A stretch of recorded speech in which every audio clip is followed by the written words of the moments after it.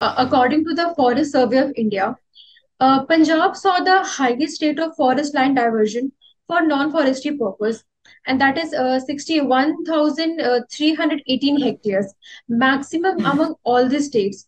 So, can you provide an overview of the issue of land diversion in Punjab and impact on the local communities and the environment? Actually, what is happening in Punjab is our forest cover is even less than 1%.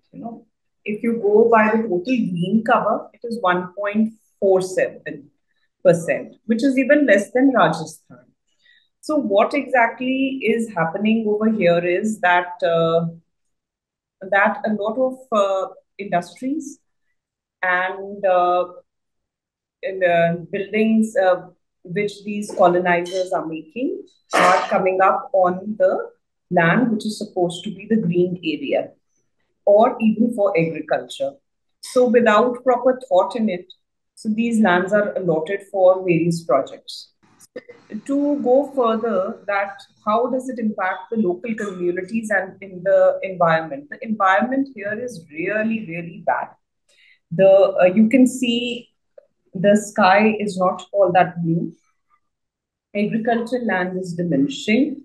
Most of the projects that are being made are on the riverbeds, on by the side of the canal, and this is affecting the green cover, the forest cover also, because most of the trees were cut down around the canal and the riverbeds. So this is a very alarming and actually it is a concern of emergency. I would like to know that what are the main reasons behind the increasing trend of land diversion in Punjab? I mean, how does it affect the region's agriculture productivity? So basically, I'll tell you what agriculture productivity is being affected in this region because of various reasons. First of all, when the Green Revolution came to Punjab, Punjab was made to turn away from its native crops towards monocropping, that is wheat and rice. Rice is neither our staple diet, rice is neither conducive to the environment of Punjab. The weather conditions are not such that allows rice cultivation, right? So when rice came into being, a lot of water was needed. So groundwater as well as water from other sources was taken, and that started affecting our entire thing, and this led to debt amongst the farmers. And this cycle of debt, the change in climatic conditions, uh, has actually forced the farmers to sell their land to such colonizers, builders, and industrialists who actually don't give a thought to what exactly is happening to the land out here. I would like you to share some specific example of land Yeah. diversion projects that has caused significant concerns and what were the consequences of those projects. Okay, I'll give you example of my own native place. I shuttle between Chandigarh and my native place in Ludhiana. So we had this forest called Mattewara Forest, which is an ancient forest, one of the last surviving ancient forests of Punjab. It has its historical significance as far as Hindu, Sikhs, and Muslims are concerned too. So, what happened was that during COVID times, certain things started happening when people were not even aware.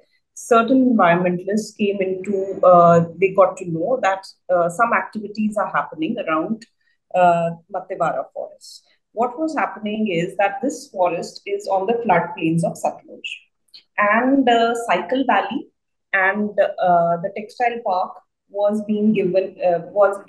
granted a go ahead to create industries over here. So see, textile industry as well as the textile industry as well as the cycle industry are the biggest pollutants. And these lands were acquired from the villagers by, uh, they are still on a fight with the government because they did not know what they are signing off for, and they did not realize what's happening. So there's a village called Sekhowal. Their entire village, the team of villagers and the sarpanch are fighting for it, and a lot of environmentalists are by this side. And this is the major cause when proper explanation is not given to the villagers. They were told that a park is being constructed. They thought probably there's a park, an ordinary park for the children to play over there. They did not realize that what they are being signed, what they are signing on the documents, those are actually for an industrial park, textile park. So this they were, and whatever documents were signed at the middle of the night. They were taken from their homes, and that's a really sad situation. It happened, but people have fought. There has been a stall on that project for the time being, and let's hope for the best. How does the government justify these land diversion projects? So they basically, what they are trying to say is that they are doing for the development of Punjab. They are trying to create employment. But if you get into the crux of it, the employment that they are generating is of unskilled labor, which is not for Punjab, right? So, because our people, our children, our youngsters are skilled and semi skilled, most of them are in IT. And if you go back to history of Punjab, we have the farming community, the other communities, they have been very good in skills. So they are scientific in nature, and that those skills are not being exploited. Rather, the migration of the migratory labor when it comes to Punjab. So that's an excuse for saying that we are creating employment, right? So basic, and the youth of Punjab is migrating abroad. So because there's no opportunity for them, so this is neither justified for anyone. The living conditions for the migratory labor is like hell.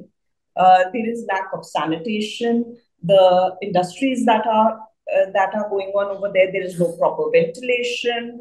Long hours are there, and very little wages are being given to them. So both ways, if you see, exploitation of the people is going on. Let's talk about the majority of the farmers. They are marginal. They have marginal means they have around 1.5 acres of land or 2 acres of land, and either they'll be cultivating on the basis of on contracts. They'll take a contract, and they'll take a land and they'll start cultivating over there. That's called contract farming. But see, as I have told you earlier, that rice and wheat are not our crops, and on top of that, lack of education, lack of motivation, and lack of will on part of our governments. I'm not mentioning one government. I'm mentioning all the governments in the past uh, 25 to 30 years after. After the period of terrorism, nobody was interested towards farming. No, nobody even looked towards it. The woes of the farmer, nobody was actually interested what's going on. So what was happening was that hybrid seeds are being promoted, and you cannot propagate them. Every year there's a cycle of purchasing new seeds. Along with those seeds, the farmers are misguided into using pesticides, insecticides, right? And the hybrid seeds are usually prone to insects and pests. So the normal variety, which was actually from Punjab, is actually diminishing. There are very few who are doing that kind of farming. But then once when if your crops are not like now, what happened? We've got floods in Punjab, right? our seeds have been destroyed, the saplings have been destroyed, that means the farmer will be forced to take more debt. And this crop has gone. So just imagine you put in about 6 months of work and you don't draw your salary. Niharika, what will happen? You know, if you're running your own home, you have your children to feed, you have to send them to schools. What exactly is going to happen? So sometimes they are so frustrated that they commit suicide. In your opinion, what policy changes or interventions are needed to address the issue of land diversion and promotion of sustainable land use? The promotion of sustainable land use, what we need is, first of all, we need crop diversification, MSP on the diversified crops, which is promised and it should be given. Uh, there is a bigger amount of MSP on wheat and rice, so that needs to go, and more incentivize the farmers who are who are willing to take the risk of diversifying their crops. And that will also, when we talk about diversifying the crops, like if you talk about the legumes give nitrogen back to the soil, right? So it's a catch-22 situation. And there are certain crops that we grow, like if we grow them, then what happens is that even the the soil or the seeds that are prone to insects, that will go away. So there are plenty of things that the government needs to do. They need to handhold the farmer. If Punjab helped the nation during the time when there was food scarcity, now is the time for the nation also to hold their hand and say, all right, you've done enough for us. Now it's our time. You've suffered because of us.